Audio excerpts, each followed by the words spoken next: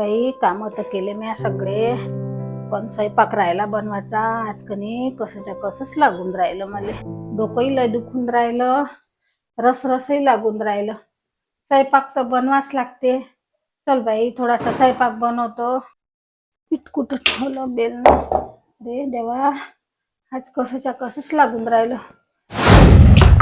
आई आई काय झालं? दादा दादा आई आई उठ. दादा आई उठ. काही नाही झालं, काही नाही झालं. थोडस डोकं बंद बंद करत होतो. चक्कर आला. बस इथं झोपा. नाही झोपत नाही मी, बरं वाटते मला आता. काय झालं बाई? अरे बापा काही नाही झालं. कायलाच दगदग करावी एवढी? किचन मध्ये काय काम करू राहिली? आता स्वयंपाक खोलीत जाऊ नये तर मग स्वयंपाक कोण करन? दादा आणि मी दोघं मिळून सगळं काम करून घेतो. स्वयंपाक घरातलं पण. तू आता बिलकुल किचन मध्ये जाऊ नको, इथंच थांब, आराम कर. दादा तुला चहा तरी बनवता येते काय? अहो मला एक नंबर स्वयंपाक येते. आणि माया माहित आहे का मास्टर कोण आहे? युट्यूब चॅनल, त्याच्यावर पाहिजे त्या रेसिपी भेटते.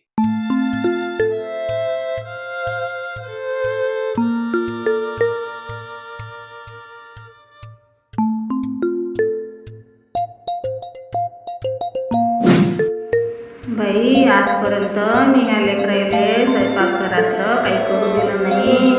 आज या पोरांवर अशी वेळ आली. खरंच वेळ काढ, पोरांना जबाबदार बनवते.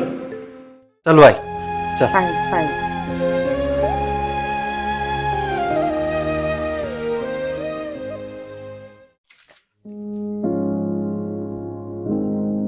बेटा सई, आणि जीवनात एवढं चविष्ट जेवण मी कधीच खाल्लं नाही ग.